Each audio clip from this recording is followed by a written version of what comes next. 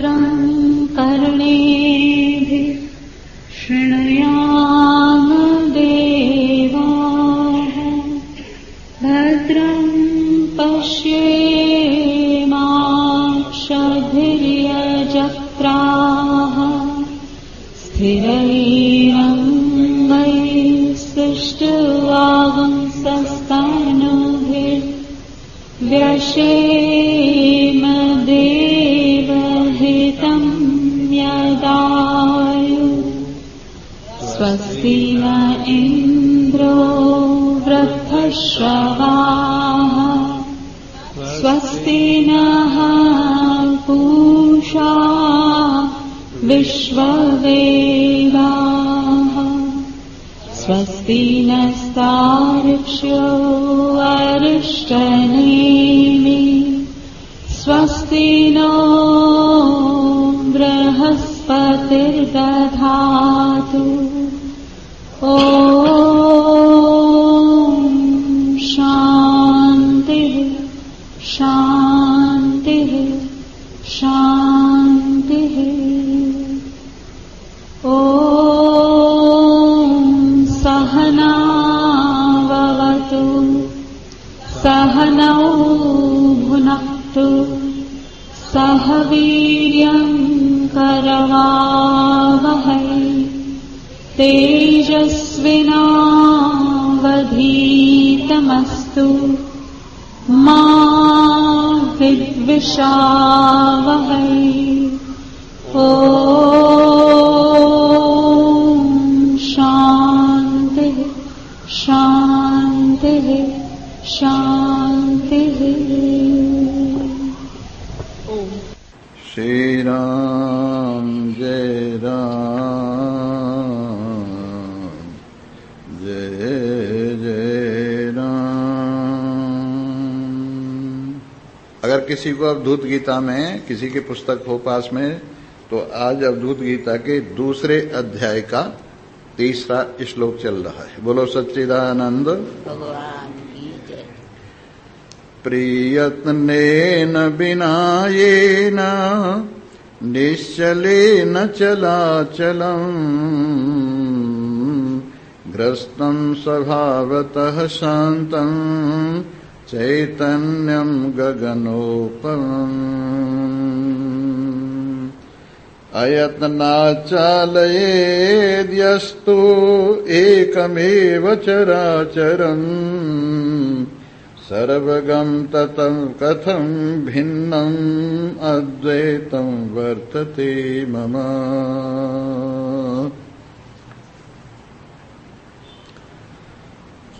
उपस्थित भाग्यवान श्रोता वृंद, भगवान की 80 महान महती विशेष करुणा भरी दया भरी कृपा दृष्टि के फलस्वरूप आप निरंतर इस शुभ स्थल पर परम शुभ सच्चिदानंद ब्रह्म उनसे महान पुरुषों के द्वारा मुलाकात कराई जाती है आपकी। आप भाग्यवान हैं। आपको अपने आप से मिलाने का प्रयास जो निरंतर भाग्यवान जिज्ञासुओं पर संत करते हैं, ये उनकी विशेष कृपा का फल और अचाहत भरी हुई कृपा का फल है। इस प्रकार वो निरंतर आपकी बहिर्मुखता का परित्याग कराकर आपकी अंतर्मुखता को जगाते हैं, आपकी द्वैत वासना को शांत करके अद्वैत में परिणित करते हैं, आपकी बिखरती हुई वृत्तियों को एक रूप करके आपके अपने चरणों में लेवा लाते हैं। ये उनकी बहुत बड़ी कृपा है। इस शोर शराबे से भरे हुए संसार में इस चक्र व्यूह से पार निकलने के लिए वो आप पर निरंतर कृपा करते रहते हैं। ये चक्र व्यूह बड़ा विचित्र है। आग लगी आकाश में झड़ झड़ पड़े अंगार, संत न होते जगत में तो जल मरता संसार।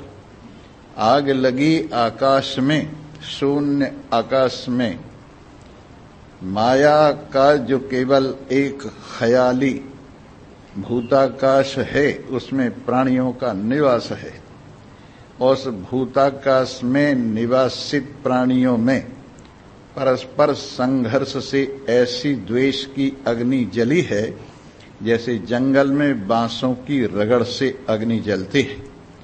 और इससे, उस शून्य आकाश से इस धरा पर निरंतर चिंगारियां क्या अंगारे बरस रहे। आग लगी संसार में, झड़ झड़ पड़े अंगार, संत न होते जगत में तो जल मरता संसार।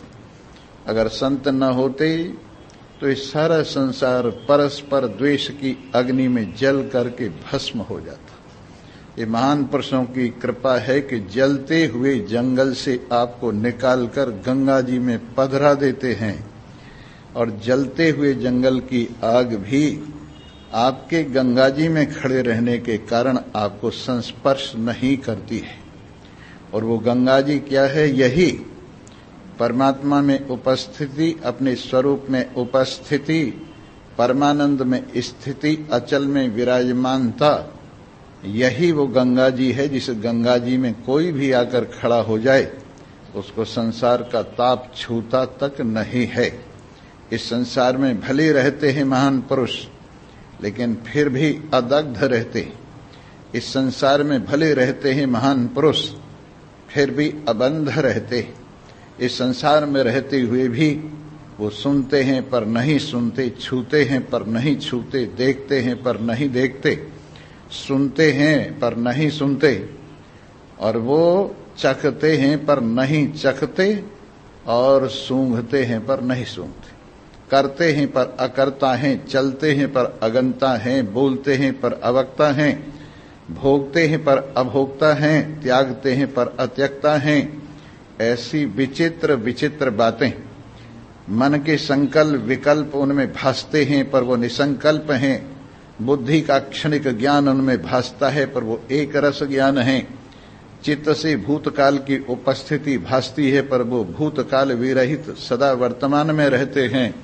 और इस प्रकार से अहंकार की सीमा से खुले हुए उनका अहम पूरे संसार सर्वव्यापक परमात्मा देव के साथ एक रूप हुआ रहता है। वो चराचर जगत को अपने में और अपने को चराचर जगत में देखते हैं, इसलिए उनके हृदय में घृणा का राज्य विशेष लेश मात्र भी नहीं है, और उनके हृदय के अंदर राग द्वेष की बिल्कुल भी स्थिति नहीं है। ऐसी निर्मल स्थिति, ऐसी अपने स्वरूप में विराजमानता, ऐसा नशा दूर होकर अपनी स्वाभाविकता में स्थिति, ये महान पुरुषों की कृपा का फल है, ये वेदांत का फल है, ये हमारे प्रयास का फल है, हमारे जन्म धारण करने का ये फल है कि हम उसी एक रस परमात्मा में बैठे हुए अपने स्वरूप में विराजमान आप ही राजा हैं, आप ही प्रजा हैं, आप ही राजधानी हैं, आप ही सिंहासन हैं, आप ही अपने आप में सारा खेल खेलते हुए परम मुक्त स्वरूप हैं। ऐसी आपकी स्थिति, आज इसी स्थिति में विराजमान एक महाभक्त प्रहलाद की कथा इस होली से जुड़ी हुई है। आज होली है और इस होली के दो रूप हैं। एक होली तो जलने जलाने वाली होली है, और दूसरी जलने जलाने के बुझने पर जो शेष रह जाती है, जिसमें न किसी को जलना है न जलाना है, वो आनंद भरी हुई होली, वो कल को रंग से रंजित होली होगी। उसमें सब सम हो जाएंगे, ब्राह्मण क्षत्रिय वैश्य शूद्र का कोई अंतर नहीं रह जाएगा, गरीब अमीर का कोई अंतर नहीं रह जाएगा, स्वस्थ अस्वस्थ का कोई अंतर नहीं रह जाएगा, और यहाँ तक कि बढ़िया से बढ़िया शुभ वस्तु और निकृष्ट से निकृष्ट कीचड़ का भी कोई अंतर नहीं रह जाएगा, ऐसी रंग भरी होली कल आपके सामने आएगी। आज की होली में तो दो तरह की कथाएं हैं। एक तो हैं जलाने वाले और एक जलते हुए भी न जलने वाले हैं। जो न जलने वाले हैं वो परमात्मा के साथ जुड़े हुए हैं, जो जलाने वाले हैं वो अभिमान के साथ जुड़े हुए, जो न जलने वाले हैं वो भगवान के साथ जुड़े हुए। जो भगवान के साथ जुड़े हुए हैं वो न किसी के धन को देखकर जलते हैं, न किसी के तन को देखकर जलते हैं, न किसी की इज्जत आबरू को देखकर जलते हैं, न किसी की पदवी को देखकर जलते हैं, न किसी की कुर्सी गद्दी को देखकर जलते हैं। कुछ भी संसार में हो लेकिन वो किसी से भी जलते नहीं हैं। एक तो सबके लिए शुभता उनके हृदय में है और एक सबके लिए शांति उनके हृदय में है।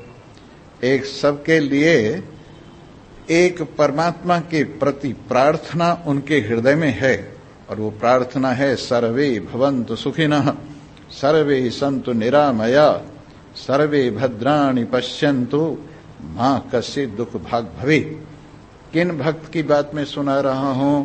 भक्त प्रहलाद की बात सुना रहा हूं। पहले तो भक्त प्रहलाद का जन्म बड़ी विचित्र स्थिति में हुआ। जिस समय हिरण्याक्ष का शरीर शांत हो गया और भगवान ने उसको सूकर अवतार धारण करके निवृत्त कर दिया, शांत कर दिया और पृथ्वी को उससे छुड़ाकर समुद्र के ऊपर अपनी गंध शक्ति देकर के संस्थापित कर दिया। सूकर अवतार का तात्पर्य ही ये है, गंध का प्रतीक सूकर है और गंध विशेष शक्ति जब पृथ्वी से संयुक्त होती है तो पृथ्वी अपने आप में टिकती है। जब तक किसी का गुण धर्म उसके साथ न हो तब तक उसका टिकाव नहीं होता है। तो पृथ्वी का गुण गंध है और गंध शक्ति का अपहरण करके ले गया था हिरण्याक्ष, जिससे पृथ्वी टिक ही नहीं रही थी। तो भगवान ने गंध के प्रतीक सूकर का अवतार धारण करके उस हिरण्याक्ष को समाप्त किया और गंध शक्ति को पृथ्वी में रखकर पृथ्वी को अपनी जगह पर संस्थापित कर दिया। हिरण्याकश्यपु ने अपने छोटे भाई की इस तरह से भगवान विष्णु के द्वारा मृत्यु देखकर बहुत शोक मनाया और इसका बदला लेने के लिए सोचा कि मुझे तप करना चाहिए। देखिए, तप ऐसी चीज है, ये तप देवता भी करते हैं और तप असुर भी करते हैं, तप अच्छे भी करते हैं, तप बुरे भी करते हैं, लेकिन लक्ष्य देखा जाता है। जिसका लक्ष्य अच्छा होता है उसका तप अच्छा होता है, जिसका लक्ष्य अच्छा नहीं होता उसका तप भी कोई भगवान की प्राप्ति के लिए नहीं होता है। वो केवल लोकैष्णा को लेकर होता है, पुत्रैष्णा को लेकर होता है, वित्तैष्णा को लेकर होता है, भोगों की प्राप्ति के लिए होता है, सम्मान की प्राप्ति के लिए होता है और ये रजोगुणी तप कहलाता है। एक तमोगुणी तप होता है जिसके अंदर सारी अशुभताएं तप में विराजमान होती हैं और उन अशुभताओं को लेकर जो अशुभ तप किया जाता है वो निश्चय पूर्वक दूसरे के विनाश के लिए हुआ करता है। इस तरह से तप तीन प्रकार का है, सात्विक तप, राजस तप और तामस तप। तो हिरण्याकश्यपु के तप में राजस भाव है, इज्जत आबरू की बात है, बदला लेने की बात है, अपने आप को ऊंचा ले जाने की बात है, अपने आप को देवताओं तक से आगे बढ़ाने की बात है। इसलिए उसके तप में रजोगुण की विशेषता है। परंतु तप में ये लोग कमाल कर देते।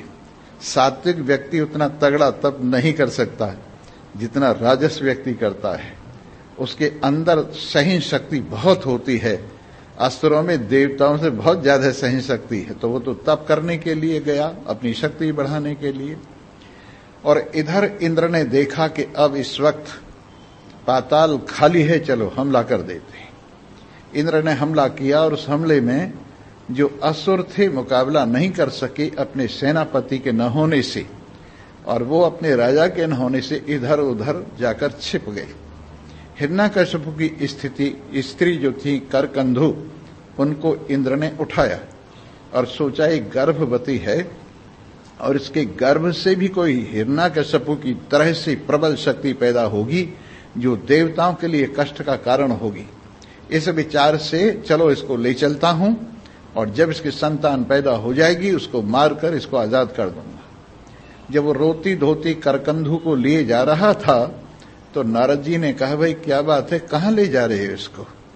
उन्होंने कहा, ये हिरण्यकशिपु की स्त्री करकंधु है, इसके उदर में बालक है और वो बड़ा प्रबल होगा, मुझे विश्वास है, इसलिए मैं इसको ले जा रहा हूं। कोई काम दृष्टि से या क्रोध दृष्टि से या लोभ दृष्टि से नहीं ले जा रहा हूं, केवल इसकी संतान को निवृत्त करके अपने भविष्य को सुरक्षित करने के लिए से ले जा रहा हूं। नारद जी ने कहा, रे पागल, तुझे क्या पता इसके पेट में क्या है? तू कोई भगवान है क्या? इंद्र है तो क्या हुआ, लेकिन 3 काल की तो नहीं जानता ना तू। अरे इसके गर्भ में भगवान का भक्त है जो देवताओं के लिए अत्यंत सहायक होगा, जो देवताओं का संरक्षक होगा, जो दिव्य शक्तियों को संसार के अंदर सुरक्षित रखेगा। ये सोच करके इसके गर्भाशय में एक भक्त पल रहा है, इंद्र ने उसकी परिक्रमा की और परिक्रमा करके हाथ जोड़ करके चला गया। इधर करकंधु जब तक हिरण्यकशिपु तप करके नहीं आई, नारद जी के ही आश्रम पर रही और वहां नारद जी के द्वारा कही गई कथाओं को सुनती रही, जो कथाएं दृढ़ विश्वास से संयुक्त थी, जो श्रद्धा से संयुक्त थी, जो भगवान की महिमा का प्रकाशन करने वाली थी, जिनके द्वारा पूरे संसार का संरक्षण होता है, ऐसे संरक्षक की कथाएं थी। अजर अमर अविनाशी शुद्ध सच्चिदानंद ब्रह्म की कथाएं थी।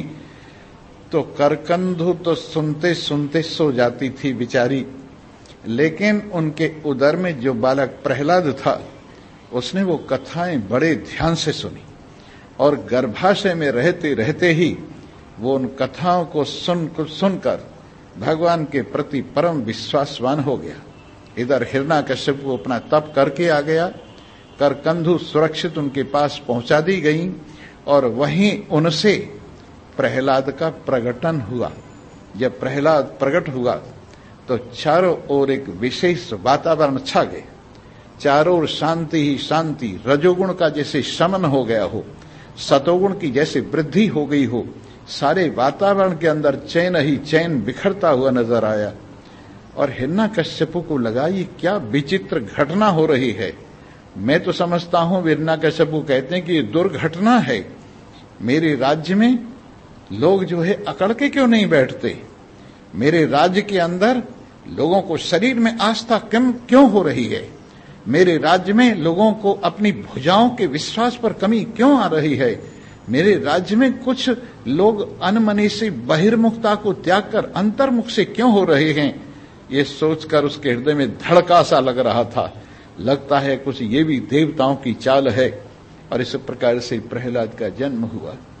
धीरे धीरे प्रहलाद प्रकृति के सात्विक वातावरण को साथ लिए हुए, सात्विक भावों को अपने साथ लिए हुए बढ़ते गए। और बढ़ते बढ़ते एक दिन वो चले जा रहे थे कि एक कुम्हारी बर्तन जिसके चढ़ चुके थे भट्टी में, हाथ जोड़कर भगवान से प्रार्थना कर रही थी, माला जप रही थी, हे भगवान बिल्ली के बच्चों की रक्षा करना, हे भगवान बिल्ली के बच्चों की रक्षा करना। प्रहलाद ने पूछा, मां क्या कर रही हो? बेटा क्या बताऊं, हमारी गलती से जब ये भट्टा लगा, इसमें सब बर्तन लगाई गई तो एक घड़े के अंदर बिल्ली के बच्चे रह गए और वो घड़ा इस अग्नि में भट्टे में चढ़ गया। अब भट्टे में अग्नि लग गई है, बीच में वो घड़ा आ गया है। मैं सोचती हूँ भगवान रक्षा करेंगे और वो बिल्ली के बच्चे सुरक्षित निकलेंगे। प्रहलाद के हृदय में तो पहले ही संस्कार थे, लेकिन उनको उद्दीपन करने के लिए कोई न कोई घटना होनी चाहिए। महान पुरुष पहले संस्कार कई लोग लेके आते हैं और किसी न किसी घटना से वो संस्कार उनमें उद्दीप्त हो जाते हैं। तो अच्छा ऐसी बात है, वो सबका संरक्षण करते हैं। हाँ भैया, भगवान तो सबकी रक्षा करने वाले हैं, भगवान तो एकमात्र सच्चे सहायक हैं, भगवान तो एकमात्र सच्चे मित्र हैं, भगवान तो एकमात्र माता पिता गुरु हैं। कहने लगे अच्छा ऐसे हैं भगवान, तो मुझे उस दिन जरूर बुलाना जिस दिन भट्टा खुले। खैर भट्टा की आग शांत हो गई, धीरे धीरे बर्तन पक गए सब। अब प्रहलाद को बुला लिया गया, एक एक बर्तन करके पक्के बर्तन सब निकालकर लाइन लगा दी गई। लेकिन जिस घड़े में बिल्ली के बच्चे थे उसके चारों ओर और घड़े भी कच्चे रह गए और वो घड़ा भी कच्चा रह गया, और जैसे ही उसको बाहर निकाला उसमें से बिल्ली के बच्चे उछलते हुए निकलकर भाग गए। प्रहलाद को ये घटना देखकर लगा सचमुच भगवान ऐसी वस्तु हैं जो आग में भी बाग लगा देते हैं और हर जगह व्यक्ति को सुरक्षित रखते हैं। उनका विश्वास और दृढ़ हो गया। इसके बाद उनको पढ़ने के लिए बिठाया गया। शुक्राचार्य जी के बेटे षंड और अमर्क पढ़ाया करते थे। विद्यार्थी सब पढ़ने लगे और षंड और अमर्क उनको पढ़ाने लगे।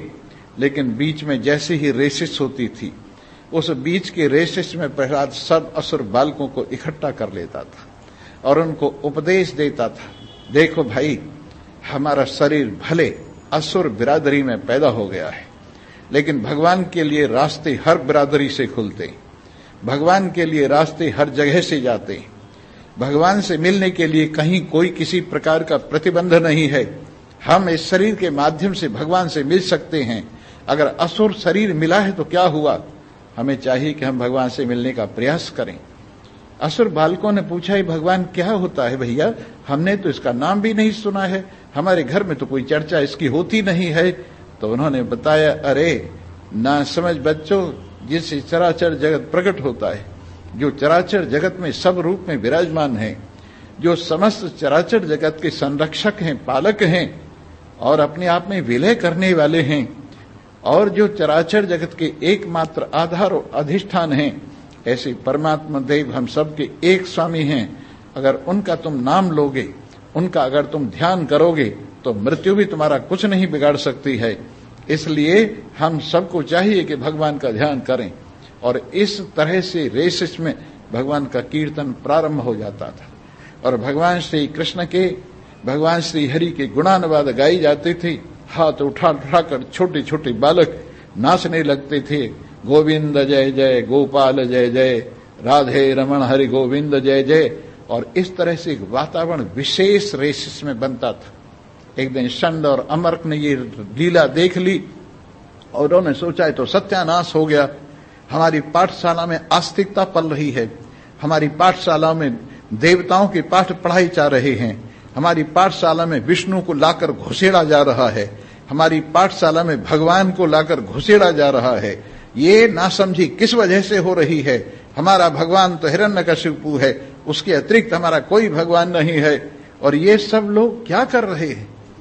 सबने कहा हमें तो प्रहलाद ही सिखाता है, प्रहलाद ही कहता है सबसे बड़ा परमात्मा है, प्रहलाद ही कहता है परमात्मा सबको जन्म देता है, प्रहलाद बताता है परमात्मा सबको पालता है, प्रहलाद बताता है परमात्मा ही सबकी एकमात्र शरण है, प्रहलाद बताता है सबके हृदय में परमात्मा ही धड़क रहा है।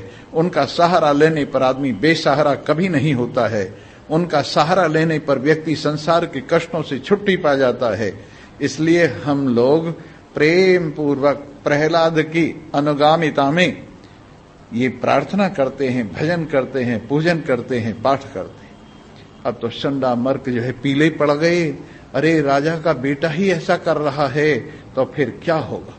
उसको समझाए, बेटा देखो तुम एक राजा के बेटे हो, एक अच्छे खानदान में पैदा हुए हो, ये ईश्वर का नाम तो आलसी लेते हैं, ईश्वर का नाम तो कमजोर लेते हैं, ईश्वर का नाम तो पुरुषार्थहीन लेते हैं, ईश्वर का नाम तो जिनके कुछ न हो वो लेते हैं। तुम्हारे यहाँ क्या कमी, क्या ईश्वर ईश्वर का नाम लेते हो?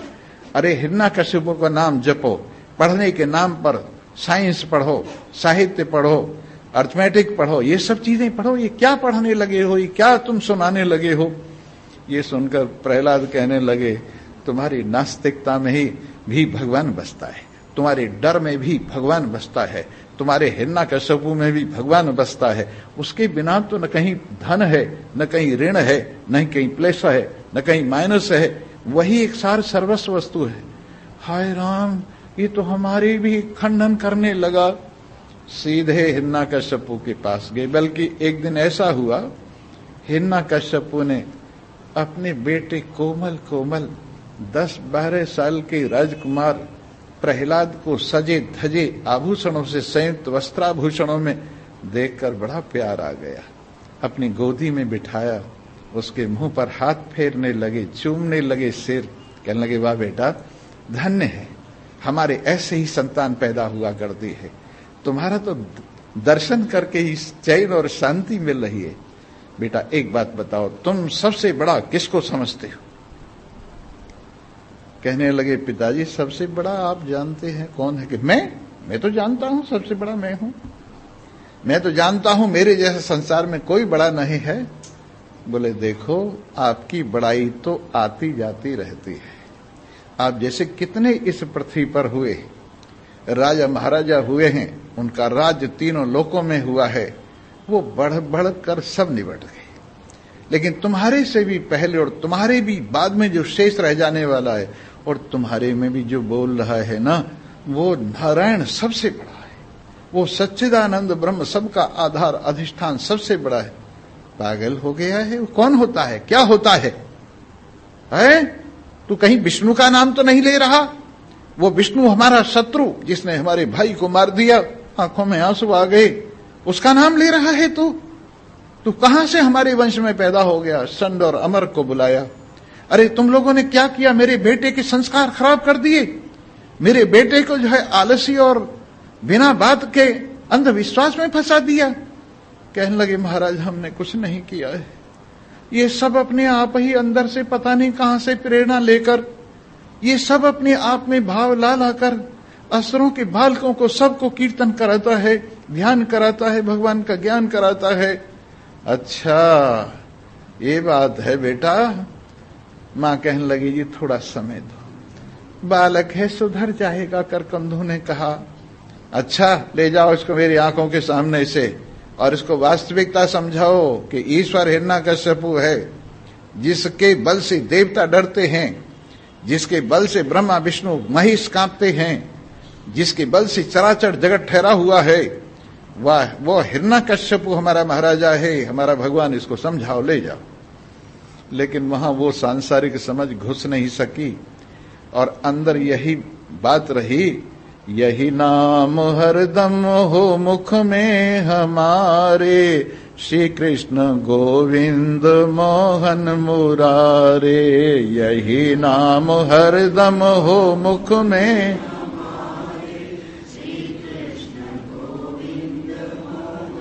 अरे बच जाओगे, प्रहलाद की तरह से बच जाओगे।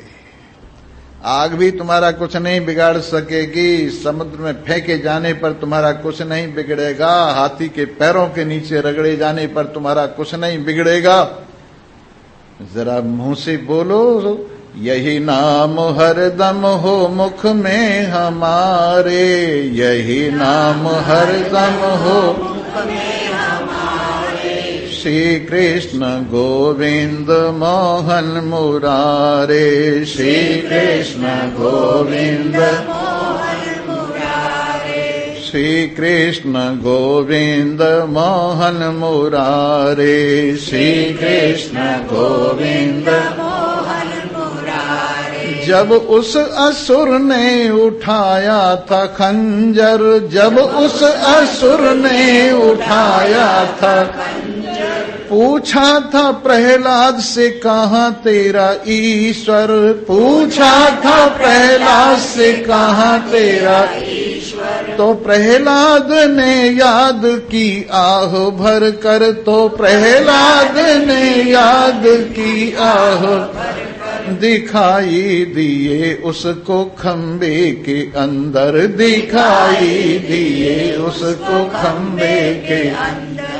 नरसिंह के रूप में राम प्यारे, नरसिंह के रूप में राम प्यारे, श्री कृष्ण गोविंद मोहन मुरारे, श्री कृष्ण गोविंद मोहन मुरारे। यही नाम हरदम हो मुख में हमारे, यही नाम हरदम हो मुख में हमारे।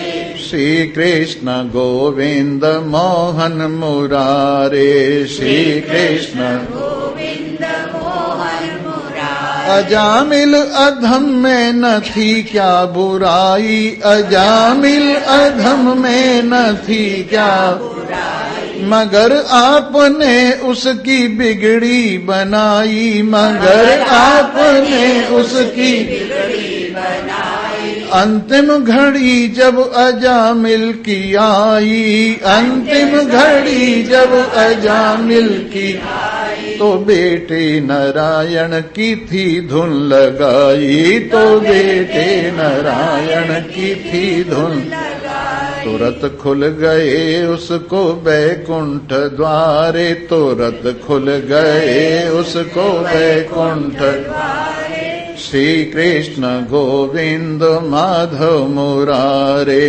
श्री कृष्ण गोविंद माधव मुरारे। यही नाम हरदम हो मुख में हमारे, श्री नाम हरदम हो मुख में हमारे। श्री कृष्ण गोविंद माधव मुरारे, श्री कृष्ण गोविंद माधव मुरारे। सरोवर में गजग्राह की थी लड़ाई, सरोवर में गजग्राह की थी लड़ाई। जब गजराज की शक्ति कुछ काम न आई, जब गजराज की शक्ति कुछ काम मदद उसने वहां पर किसी की न पाई, मदद उसने वहां पर किसी की न पाई। उठा सूंड हरि को आवाज लगाई, उठा सूंड हरि को आवाज लगाई। गरुड़ छोड़ नंगे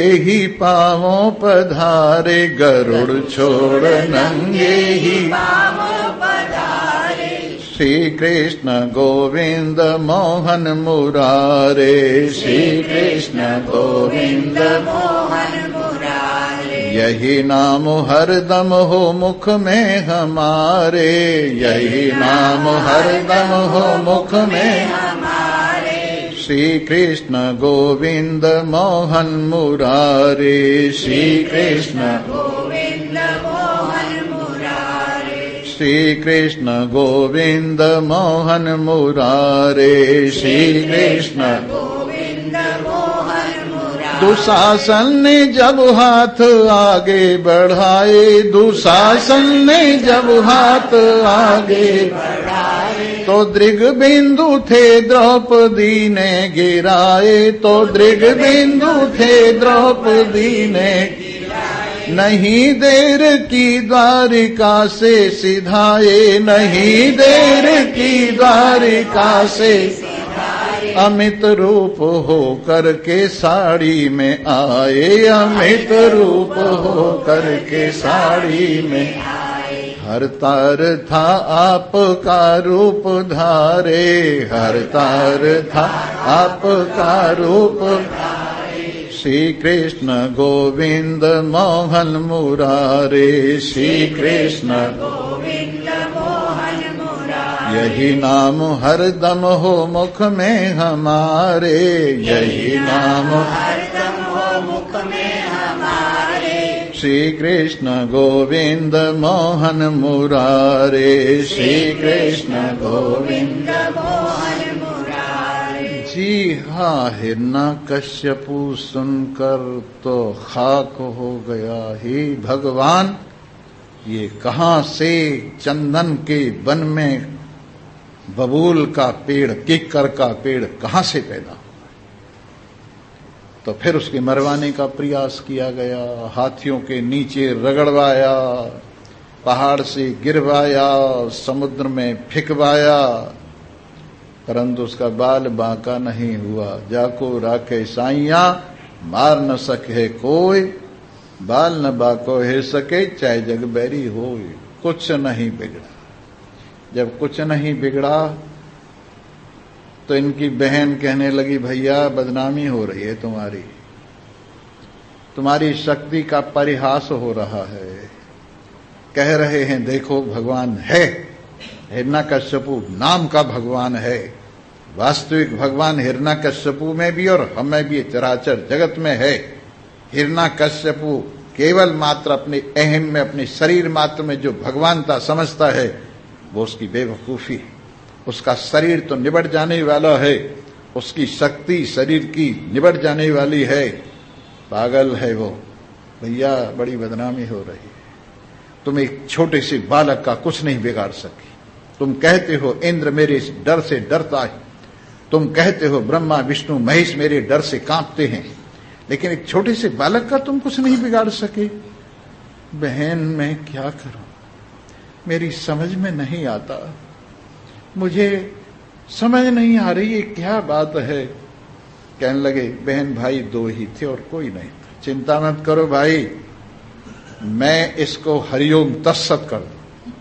मैंने महर्षि दुर्वासा से एक वरदान प्राप्त किया है कि मुझे अग्नि जलाती नहीं है, और मैं इसको लेकर अग्नि में बैठूंगी, चारों ओर दुनिया भर का कूड़ा करकट डालकर आग लगा दी जाएगी और इस प्रकार से स्वाहा हो जाएगा।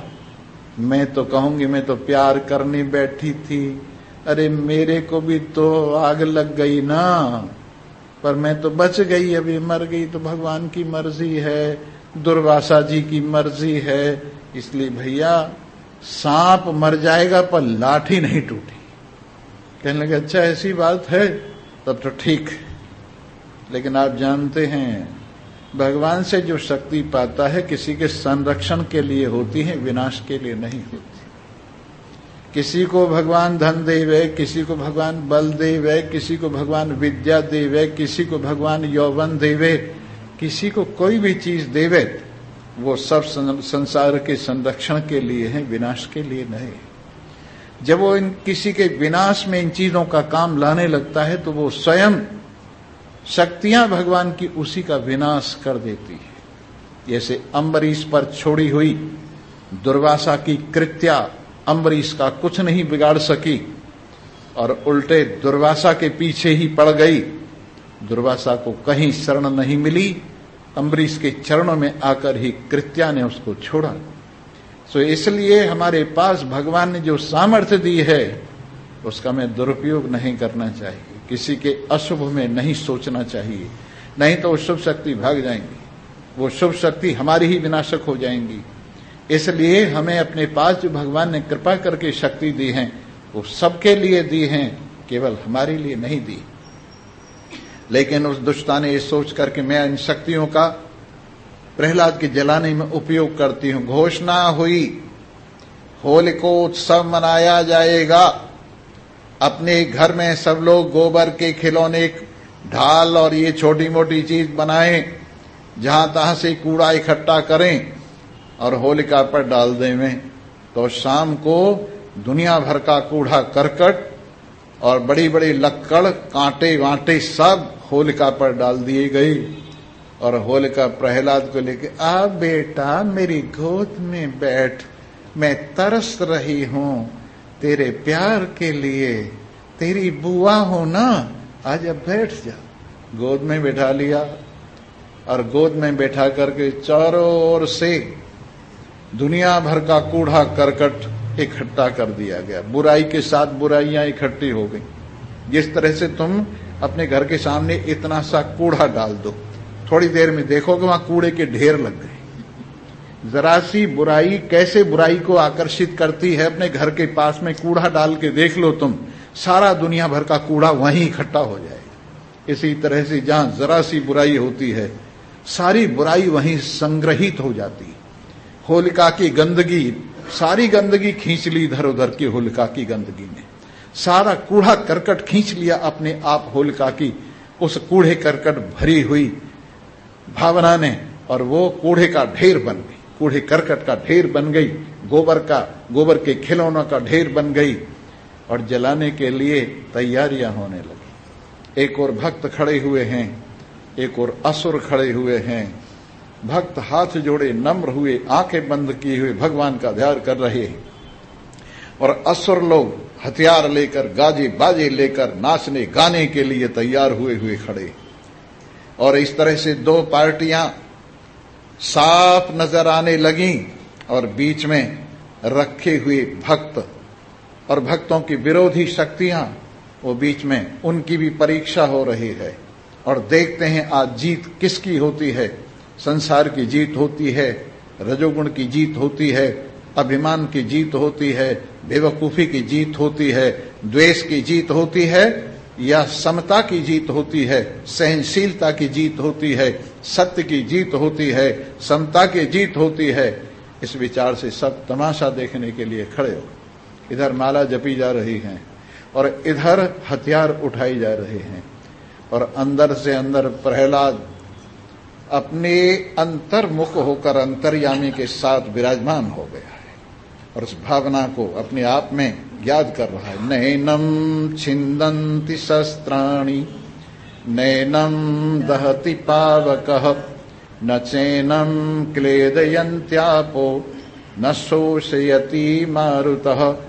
हे मेरे हृदय के एकमात्र धन, चराचर जगत में निवास करते हुए आज मेरे हृदय में विशेष रूप से मुझे अनुभव में आते हुए, तुझ मेरे आत्मा को शस्त्र नहीं छेदते, तुझ मेरे आत्मा को आग नहीं जलाती, तुझ मेरे आत्मा को पानी गीला नहीं करता है, तुझ मेरे आत्मा को हवा सुखाती नहीं है। तू अछेद्य है, तू अदाह्य है, तू अक्लेद्य है, तू अशोष है। और इस प्रकार से अपने आप में समाहित होकर बैठा हुआ। द्वितीयाद वही भयम भवती, द्वैत की भावना ही नहीं है। भय किस बात का है? सब भगवान ही है। होलिका भी भगवान है, होली भी भगवान है, आग भी भगवान है, हिरण्यकश्यप भी भगवान है, अपने भी भगवान है, पराई भी भगवान है, सारा कुछ भगवान है। सर्वम खलु इदं ब्रह्म। इसलिए डरूं मैं किस लिए? किससे डरने की आवश्यकता है? और निश्चिंत होकर के अपने आप में मस्ती छान रहा है, अपने आप में परमात्मा रसपान कर रहा है। और ऐसी ऐसी उसके अंदर सद्भावनाएं घुमड़ रही हैं, ऐसे ऐसे आनंद उसके हृदय में विराजमान हैं, ऐसी ऐसी लगन उनके हृदय में लगी हुई है कि वो बिल्कुल अपने आप में शांति अनुभव कर रहे हैं। और संभावित आग में और प्रज्वलित आग में विराजमान हुए हुए प्रहलाद अपने आप में मस्ती छान रहे हैं, अपने आप में भगवान के साथ एकता का मंत्र जप रहे हैं और कह रहे हैं, वाह वाह तेरी कुदरत, यही सद्ग्रंथ कहते हैं, यही सब संत गाते हैं। न जाने कौन से गुण पर दया निधि रीझ जाते हैं, यही सब संत कहते हैं, यही सब वेद गाते हैं।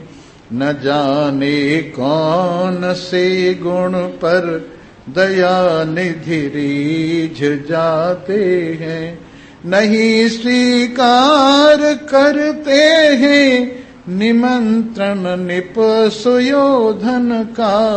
विदुर के घर पहुँच कर भोग छिलकों का लगाते हैं। न जाने कौन से गुण पर दया निधि रीझ जाते हैं। न आए मधुपुरी से गोपियों की वे व्यथा सुनकर, द्रुपद जाकी दशा पर द्वारिका से दौड़ आती हैं। न जाने कौन से गुण पर दया निधि रीझ जाते हैं। न रोए बन गमन में श्री पिता की वेदनाओं पर, उठाकर गीध को निज गोद में आंसू बहाते हैं। न जाने कौन से गुण पर दया निधि रीझ जाते हैं। कठिनता से मिले धोवन चरण बिंदु विधि हर को, वो चरणोदक स्वयं केवट के घर जाकर लुटाते हैं। न जाने कौन सी गुण पर दया निधि रीझ जाते हैं। मेरी जान घबराने की बात नहीं है, मेरी जान तेरा कुछ बिगड़ने वाला नहीं है। और आग लगा दी गई। इधर वाले भगवान का कीर्तन कर रहे हैं, इधर वाले अट्टहास कर रहे हैं, आज देखेंगे कौन बचाता है प्रहलाद को। और आज तो शाम को ही बहुत जल्दी ही चंद्र ग्रहण होगा, इसलिए इससे पहले पहले ही जल्दी ही होलिका को जला दिया जाएगा और रात भर जलती रहेगी बेचारी। सुबह को देखा जाएगा कौन बचता है। आप जानते तो हैं प्रहलाद बचेगा, होलिका जल जाएगी, क्योंकि जलाने वाले जल जाते हैं। जिनको जलाया जाता है वो बच जाते हैं, जिनको जलाया गया है वो समता में विराजमान है। जलाने वाले को भी कह रहे हैं तू भी भगवान है, जलाने वाले को कह रहे हैं तू भी भगवान से अलग नहीं है। इस प्रकार कल को आपके सन्मुख ये बात रखी जाएगी। होली के रसिया भी होंगे, होली भी होंगी और धूल उड़ाई जाएगी।